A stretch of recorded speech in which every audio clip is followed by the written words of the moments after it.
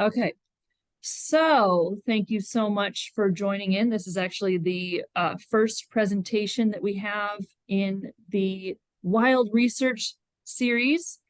We're starting off strong here with Dakota Altman.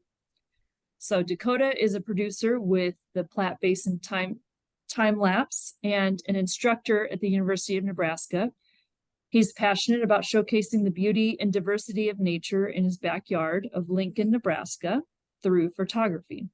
Dakota earned a bachelor's degree in conservation biology and wildlife ecology at the University of Nebraska-Lincoln. In 2023, he received a master's in applied science from UNL using conservation storytelling to uplift the value of Nebraska's wetland ecosystems. So thank you very much, Dakota, and you can take it away. Awesome. Thanks, Amy. Happy to be here and talk about a little bit about what I do and the various projects that I'm involved in and projects that my group is involved in.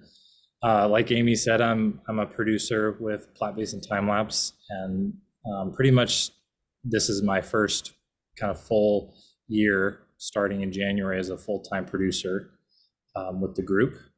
And yeah, I got my master's in December, and yeah, it's been kind of an interesting pathway because this conservation storytelling major or degree hasn't ever really been fleshed out as much as it has at UNL, and so it's sort of a new thing that we're sort of pushing the boundaries on for students that don't really want a typical research degree and want to incorporate art and science.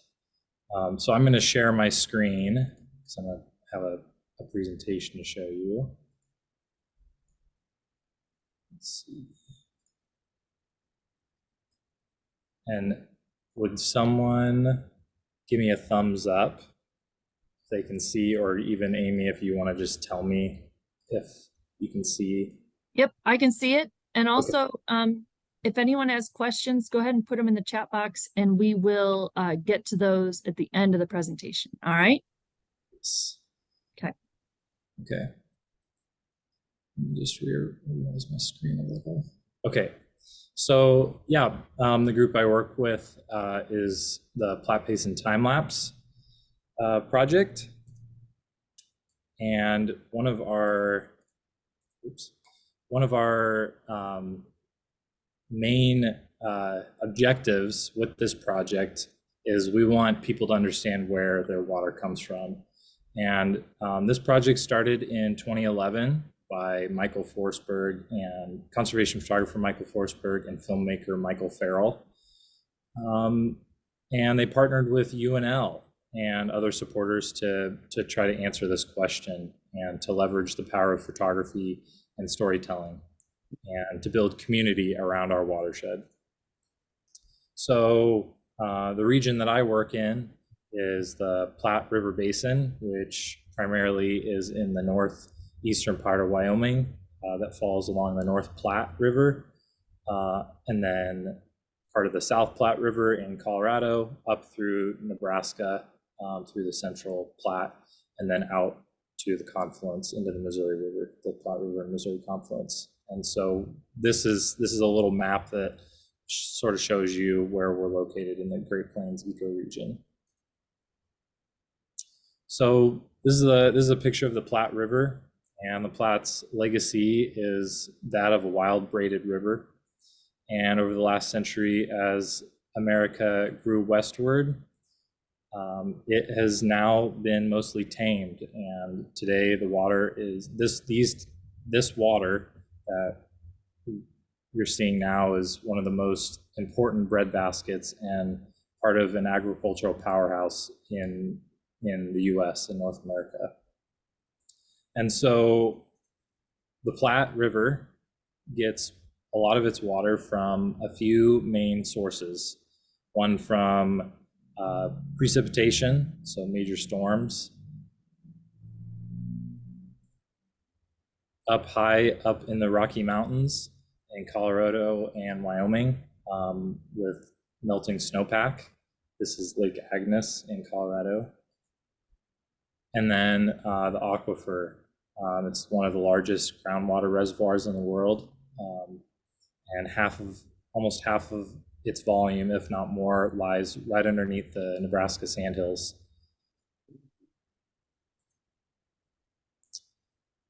So, our project shows a lot of change over time.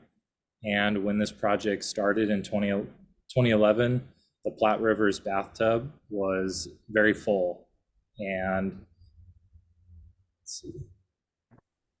And then in 2012, it was almost like someone turned off the water. And the Platte Basin has experienced historic droughts before, but not many people can actually visualize that or have ever seen it. And so our project really aims to broaden that perspective. And so what we do with our camera time-lapse technologies is we compress photography that's maybe like a year long or a month long into a few seconds or minutes, and to watch the landscape change in real time. And so I'm going to play this video that shows the Platte River changing through its seasons.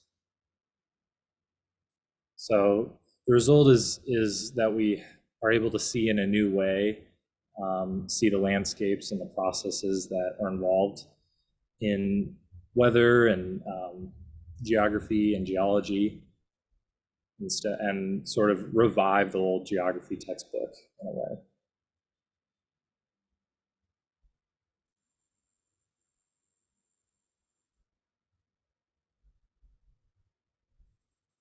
So with that, you kind of get a sense of a little bit of what we're aiming to do. So this is one of the inner workings of one of our time-lapse cameras.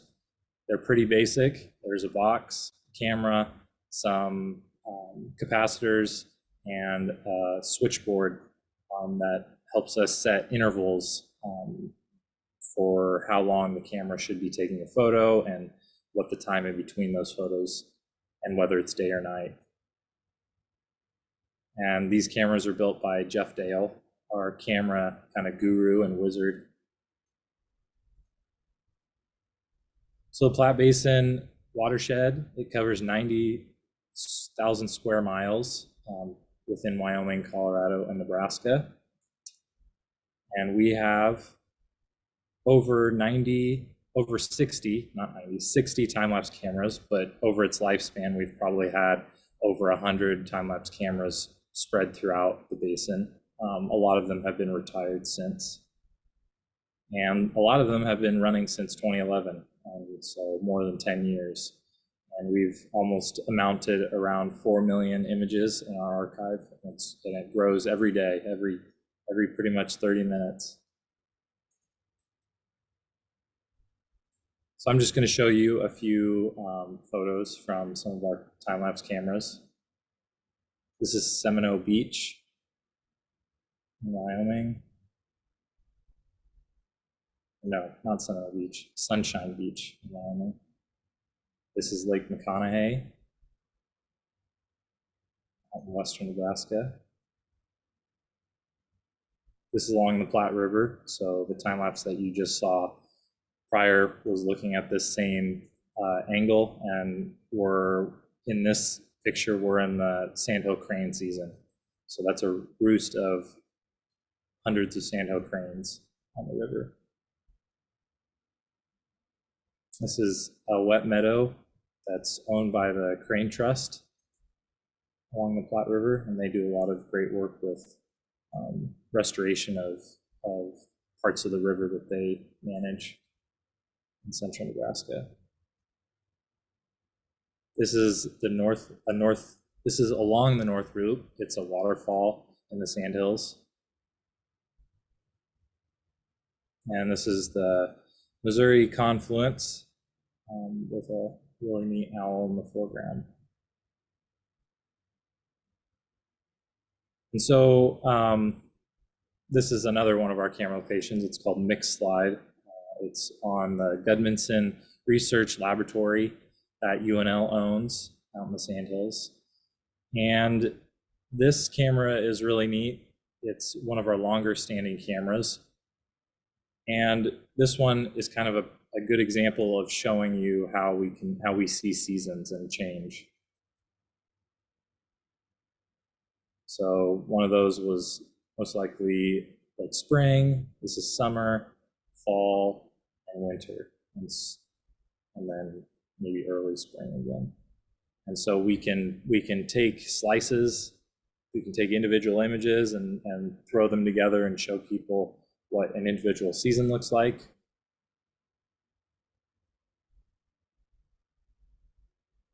Take our most beautiful images and piece them together.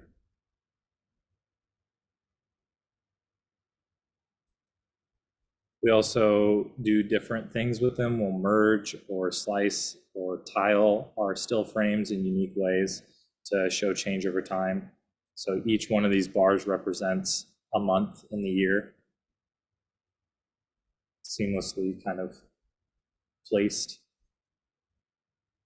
Or we can take an image that we can tile the images and show it in a different way. Or we can also merge the images and create this merged seasonal blend.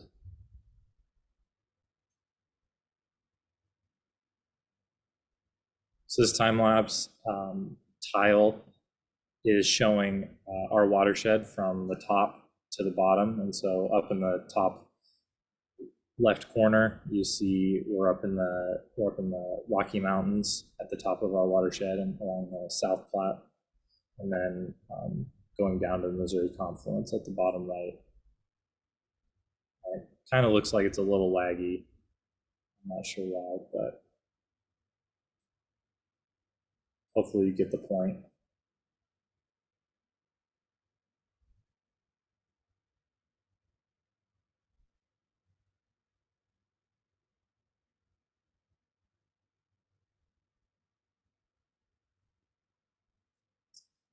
So we use a lot of different technologies within our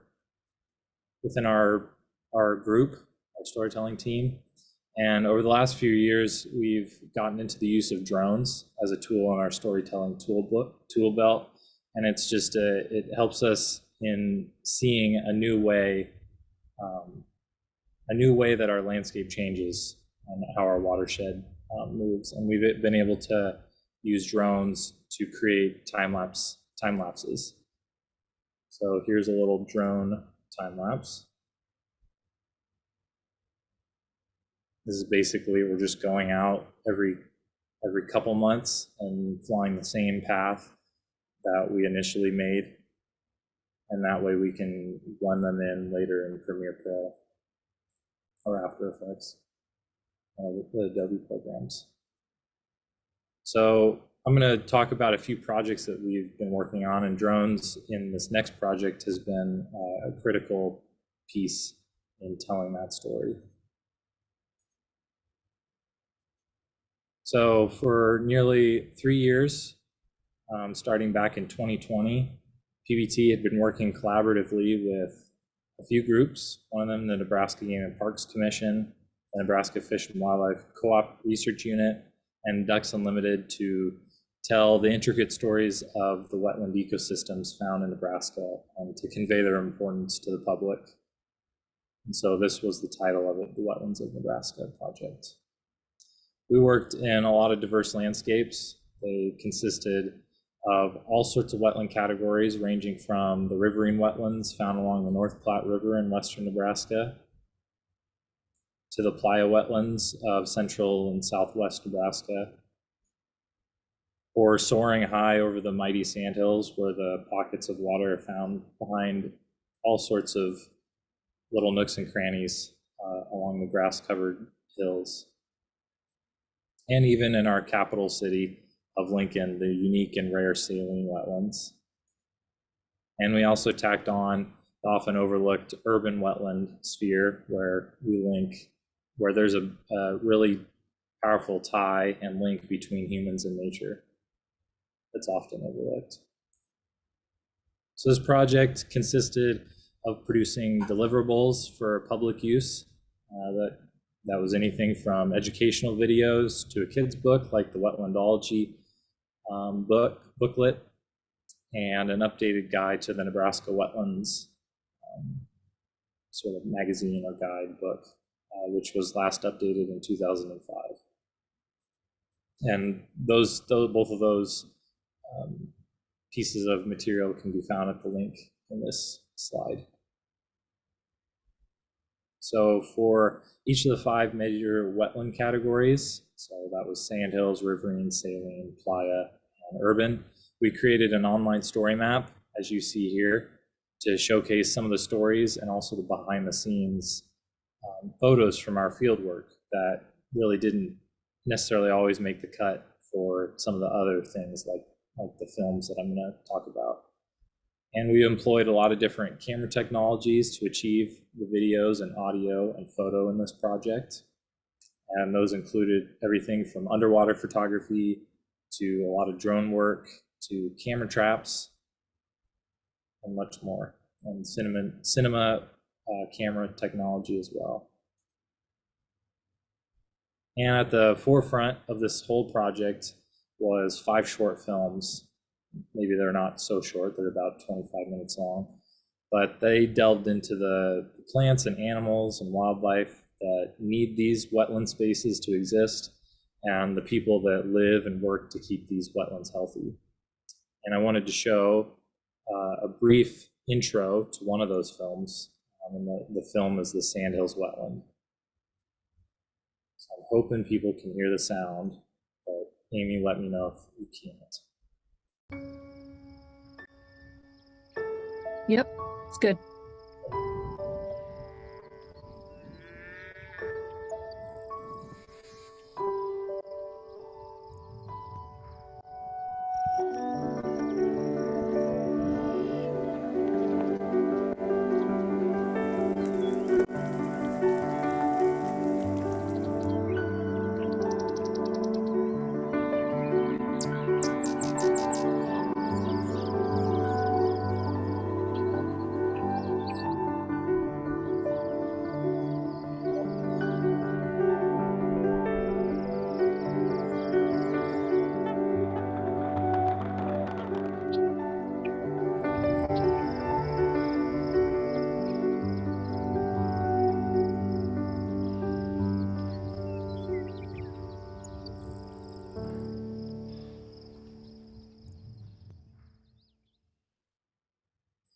So that was just a little part of one of the films, and I'll have more information about that at the very end of the presentation if anyone wants to check those out. For the Saline film, we captured many different people's stories, whether it was managers of those particular wetlands or artists. We even were able to talk with a native Omaha woman. Her name was Renee, and kind of get her experience, her first time experience on the landscape in these saline wetlands that were once her native homeland. One of the biggest ecosystems we worked in was the Sandhills of Nebraska, and they're one of the largest wetland complexes that are found here in the state.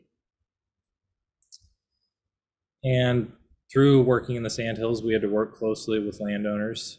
It was crucial in sort of our understanding of the land and gaining a different perspective on wetland and grassland management. And some of that management dealt with fire. This was on a 5,000 acre burn at the Valentine National Wildlife Refuge. And this burn was really to sort of push back the encroaching red cedar on the various wetlands that they have there. And it was pretty successful. And the burn was probably one of the most amazing experiences I've ever witnessed. The fire glowed against all the water, and it went throughout the night. And so if anyone ever has a chance to see a burn at night, it's pretty eye-opening. On this project, we met a lot of incredible people, like this man, John Ravenscroft, who showed us around his large wet meadow out in the Sandhills. And he also has a fen wetland, which is sort of a unique wetland made of peat and muck soil. It's sort of a relic from the Ice Age, and that's where this newly emerging marsh marigold grows. For my part in the project, I was a grad student as well, and my role was as a producer was primarily focused on the urban wetlands of our state. And so throughout this adventure, I gained a newfound interest in my home city of Lincoln, Nebraska, and learning a lot of different management tools and research that was going on in the wildlife that inhabits these spaces that we are often very familiar with in passing, but we don't look too deep into. And so I focused on a group of scientists with the UNL's Mesolab, where they were in the process of deploying artificially made wetlands. And these wetlands are called floating treatment wetlands. And they were placing these in small reservoirs next to lawns and golf courses and busy roadways. And this was all to reduce nutrient overload that built up from like runoff. And this project really shifted how I perceived wetlands and the way that humans are trying to incorporate wetland ecosystem function back into a very altered landscape. So with all that being said, I want to show you a little 2.5-minute trailer of what you can expect with the full videos. So let's see if I can.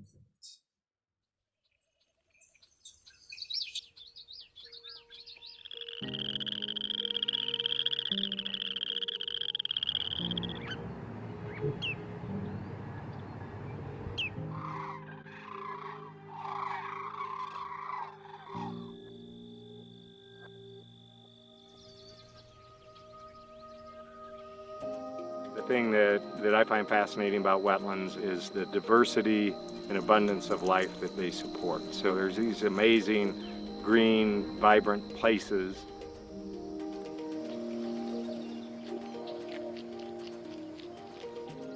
They are mountainous sand dunes with wetlands peppered in between.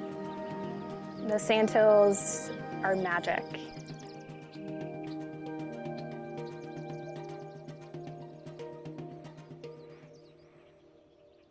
This is my first time being out, like right out on the land. So I really appreciate this time. I look at these lands and I feel that connection, that ancestral connection to the saline wetlands.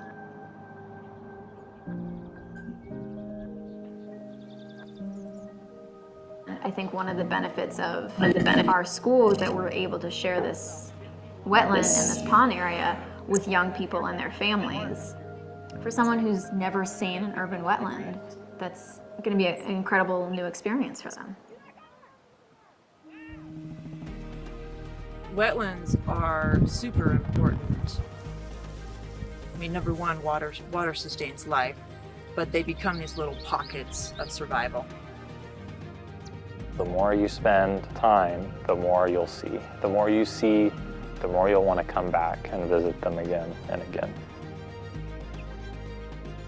I just love so much about them. They're so surprising and incredible. It's just like a wealth of everything that we need. It's like a reflection, so I'm very grateful for them. It's important that people understand they're not a wasteland. There's a great opportunity for us to talk about the benefits that go beyond wetlands that really influence every Nebraska resident.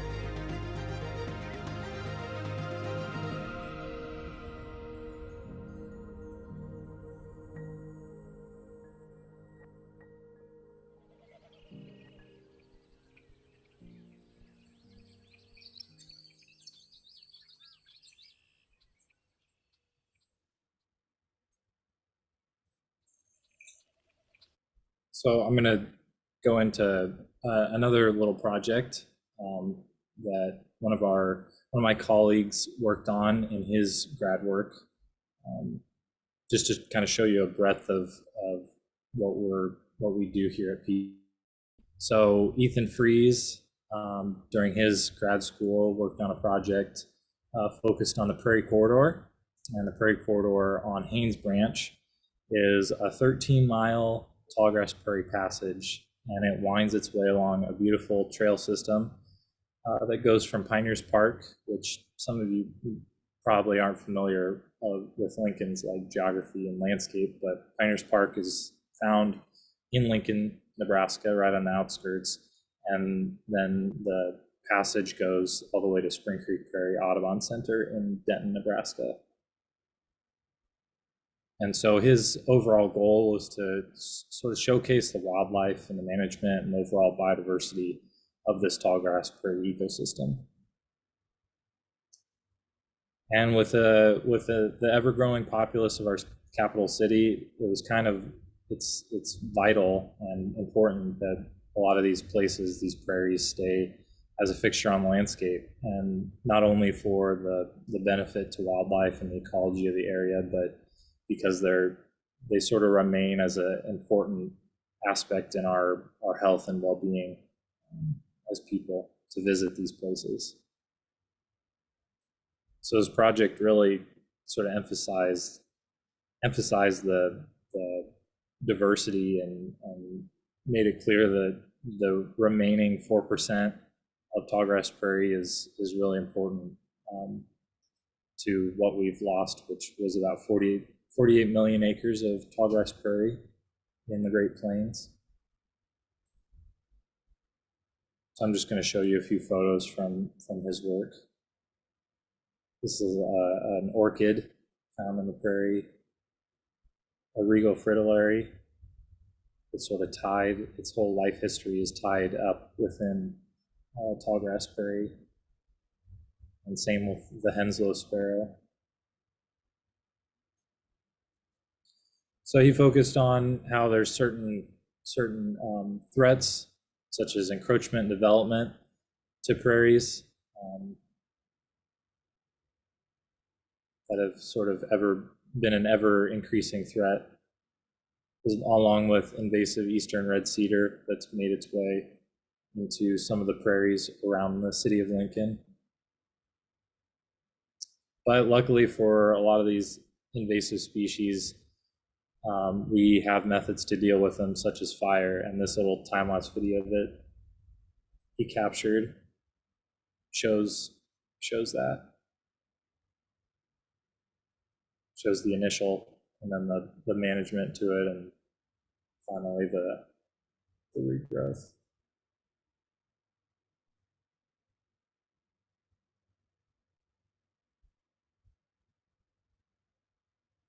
So this time-lapse stuff that I've been sort of piecing into all the projects we do really wraps everything together and shows you a bigger picture of what a landscape does on a day-to-day basis. Here's another time lapse.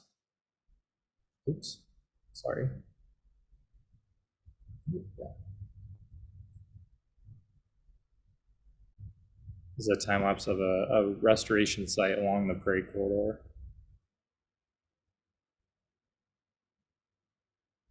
Sorry if it's really slow for you all. Kind of laggy.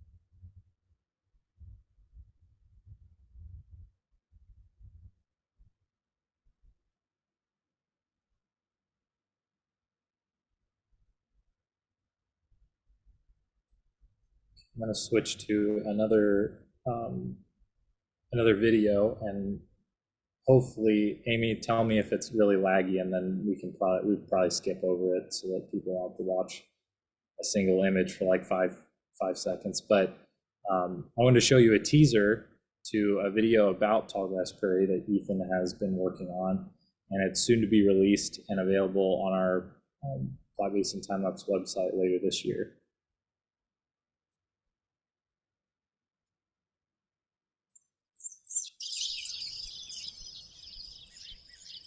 Nope, it's good.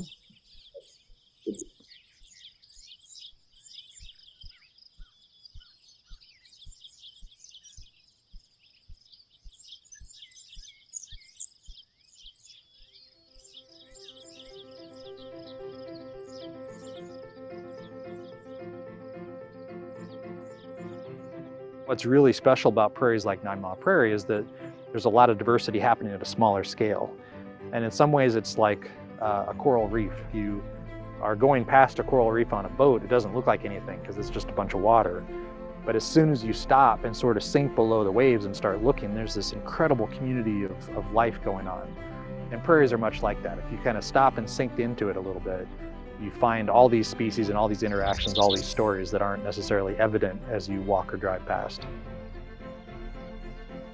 From an Omaha perspective or a native perspective, we're part of the land.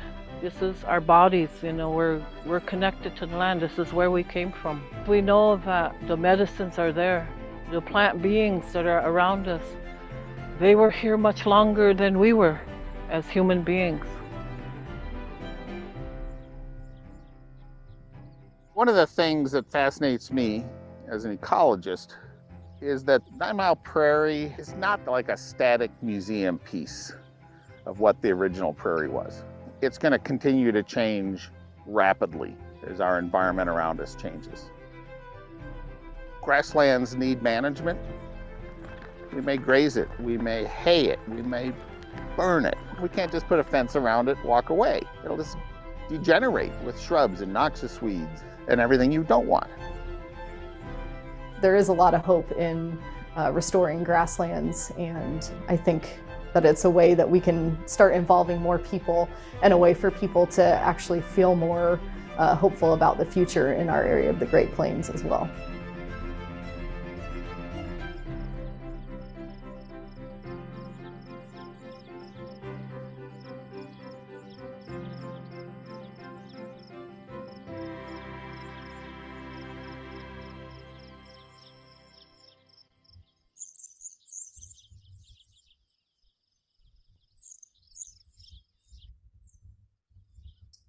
Okay, so one last project that I want to sort of go over and talk about is pretty recent, and PBT has been working on a story of the A-Bar-A Ranch, which is a guest ranch found in, it's kind of has 3 different ranch locations, and it's on the border of Wyoming and Colorado. And so these ranches are situated right within a major migration pathway of hundreds of ungulates that migrate through as they traverse plains into mountains.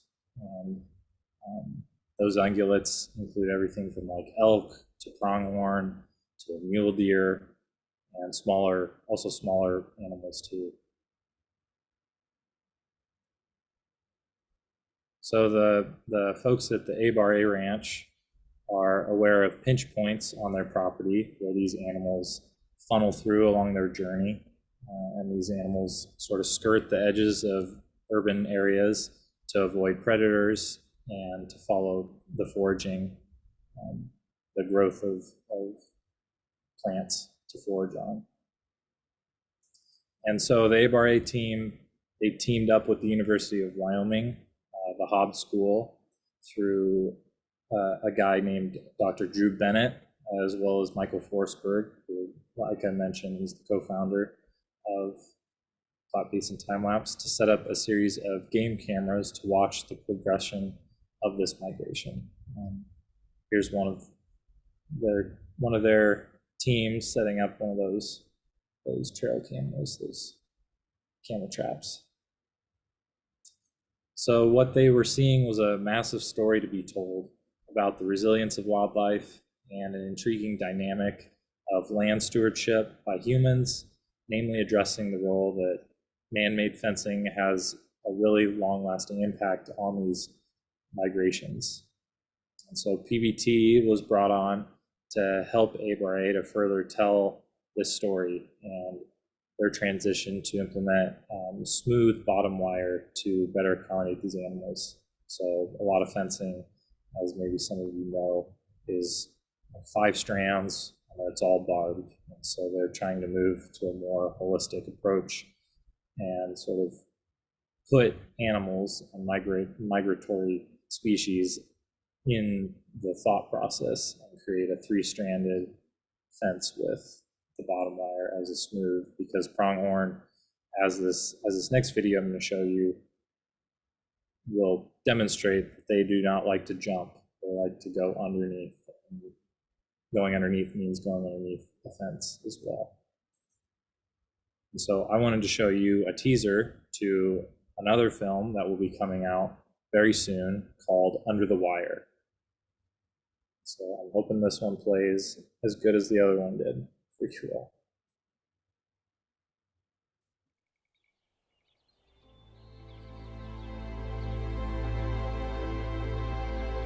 Migration is a question of movement and timing.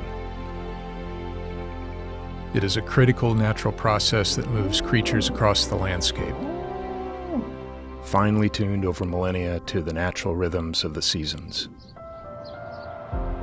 Those creatures that live to migrate have not one home, but many homes. Their nomadic lives are truly less about their summer or winter destination than it is their perpetual journey. Migration is and always will be risky, fraught by dangers of extreme weather events, lack of food or water, abundance of predators, and that burning feeling of age, knowing that one day they will no longer keep up. But the risks involved with migration today for any species are being compounded faster than they can evolve new pathways or strategies. There's less habitat, more development, greater distances between those habitats, light pollution, busy roadways, more fences, polluted waters, drained wetlands, plowed grasslands, dams, clear-cut forests, and climate change. The list goes on.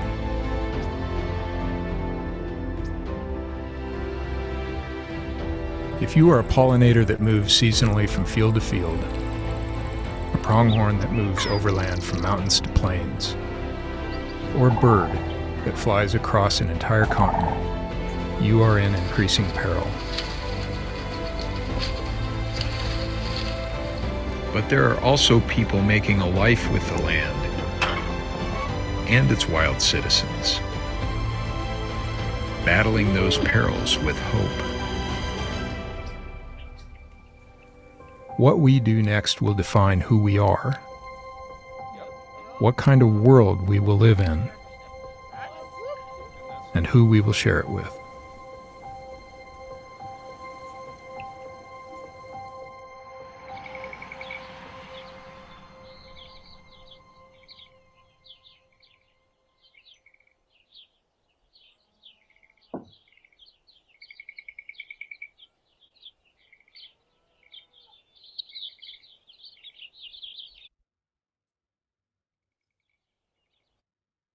So aside from all the things that I showed you, all the projects that we work on, the videos that we create, the conservation stories that we try to engage with the public and create conversation, we also teach classes. And so PBT is embedded heavily in the School of Natural Resources here at the University of Nebraska-Lincoln. And I, along with a few of my colleagues, teach two main courses that are focused on storytelling through photography and videography. And these classes build on skills that the students might already have or will learn along the way. And we try to emphasize the need to integrate a level of visual arts into maybe their research or what they're interested in, and just the importance that the role of the communicator can be in their career choices after school, after they're done with school. And so both of these classes, the digital imagery and storytelling course, and introduction to conservation photography course.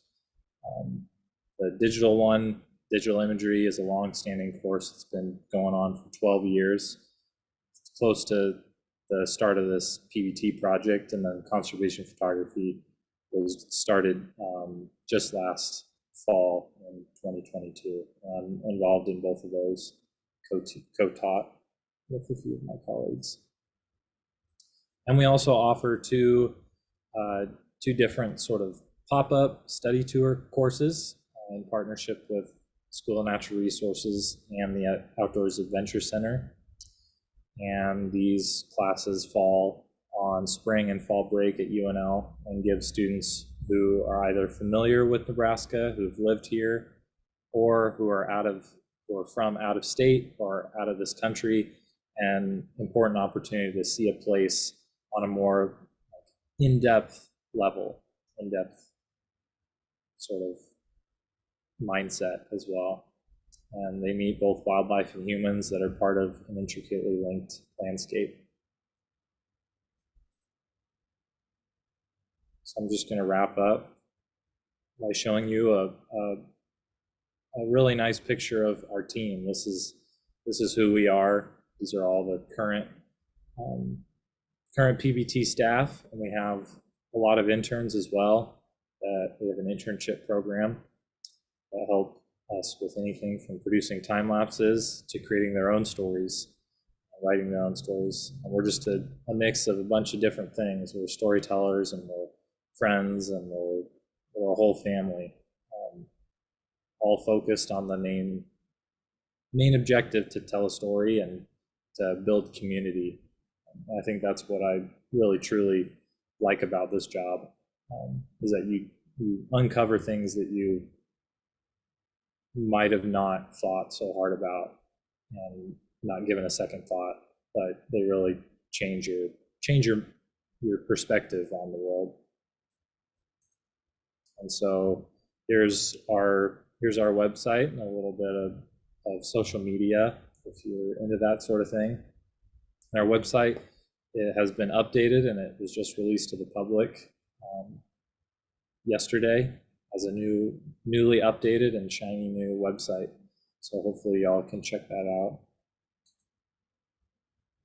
And I want to include this in here as a survey as well. So take time to scan this QR code if you can, or copy the link. That's all I got. That's my presentation. So hopefully y'all liked it. Wow. Thank you very much, Dakota. I for one, some of those videos were so powerful, and I don't think that this kind of a thing, that storytelling, is utilized enough, especially with the public. Where a lot of times we're so focused on educating the public by throwing facts at them, but we're not getting the emotional part of it, which you capture so well with not only the music, but the photos and all of that stuff. Is just, honestly, it was amazing. Thanks, Amy. So, yeah, go ahead. Oh, I just wanted to bounce off of what you're saying, that a lot of what we do here is you have to kind of tie yourself into it and make yourself a part of the story. And I think that's what really pushes the boundaries between journalistic storytelling and this sort of storytelling, is that we're creating an emotional tie, I hope, and changing people's perspectives. So, but I appreciate you saying that, and that was really kind. Right. Okay. So, Stan, you did ask a question during, and I think your question was answered, but I'll go ahead and say it again. He said, didn't your group create a video with musical accompaniment for telling the story? Yes. I'm trying to recall the name. It might have been Time in a River. Yes, and I didn't put this in here, but that you are absolutely right. I believe you can find it on our YouTube or Vimeo page, or likewise on our website as well, if you're interested in rewatching that, if you've already seen it. Okay. Nice. And Mary says, beautiful. I wonder if some of the images are used for monitoring populations. If you're talking about in terms of research, Mm-hmm. populations of animals, I do believe, so we work pretty closely with the Crane Trust, and we're Mike Forsberg is pretty well tied with the people there, and I'm pretty sure they use the Roe Sanctuary Tower as a way to sort of gauge the migration of in particular sandhill cranes. As with this A-Bar-A story with the pronghorns, they are doing like population dynamics, especially with the research project.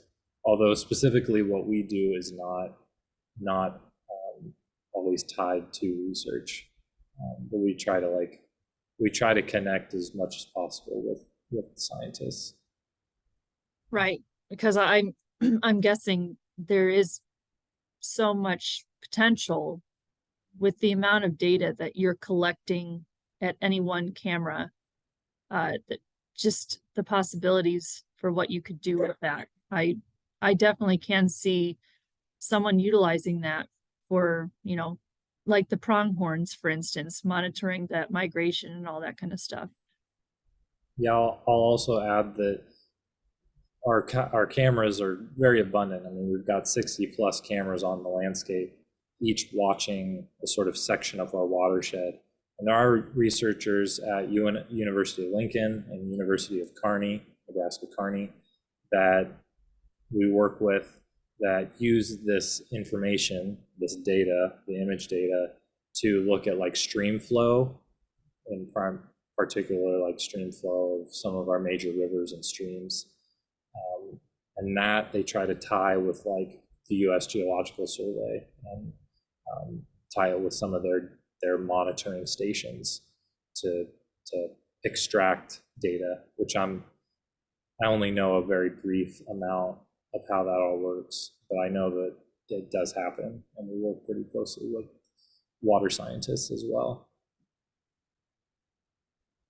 All right, so does anyone else have any other questions they'd like to ask Dakota?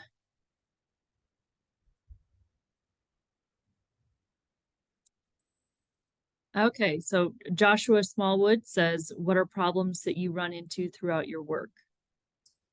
Yeah, it's a good question. You know, problems could be as just simply as like not being able to get access to certain properties, since we work primarily in Nebraska. It's about 95 to 98% privately owned.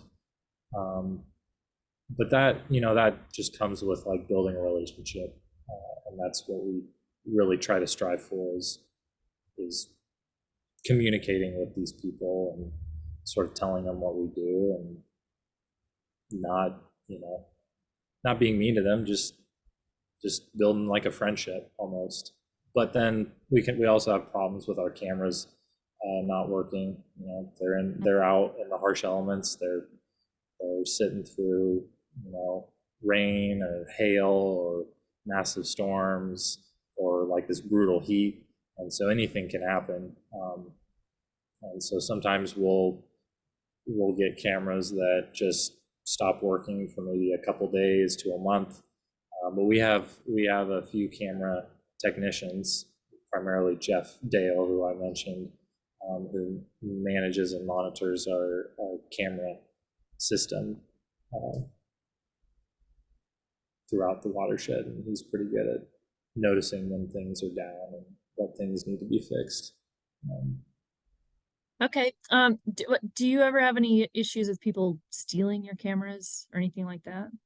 It's only happened, I think, once, if not maybe twice, if not once, but very rarely. You know, we put signs on the back of them that say it's part of like a research project, and you know, a lot of them are like so far removed from human like settlements. They're kind of out in the middle of nowhere. It's really, we get cattle that a lot of times will rub up against a lot of them. So humans, not so much tampering, but cattle a bit.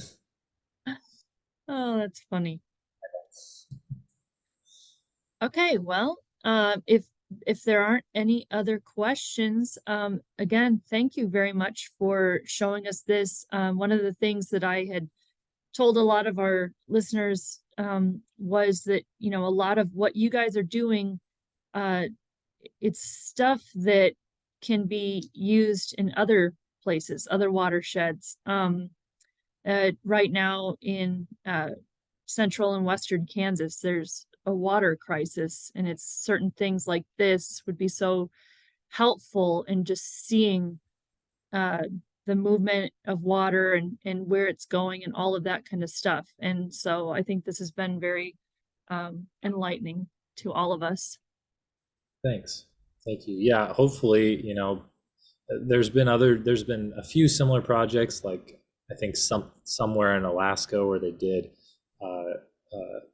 time-lapse sort of project on glaciers and climate change. But yeah, we're hoping that this spreads to other regions of North America and maybe the world, you know, just to get people to think a little bit more about their water system, and instead of it just right out of the tap, you know, being more familiar with where they live is really important. Exactly. Well, thank you very much. We really enjoyed it, and hopefully all of your projects, I'm going to definitely tune into some of your videos to watch all of them. They were beautiful. So awesome. Yeah, and if anyone has questions and wants to contact us, we've got a contact form on our website. It's just, you know, on the PlatteBasinTimelapse.com website. And if anyone wants to partner, you know, we're always looking to. okay. So thanks All for right. that. Thank you very much. You have a good evening. Thanks. You all too. Try to stay cool and safe. All right. I don't know if that's possible. I know. All right. Bye.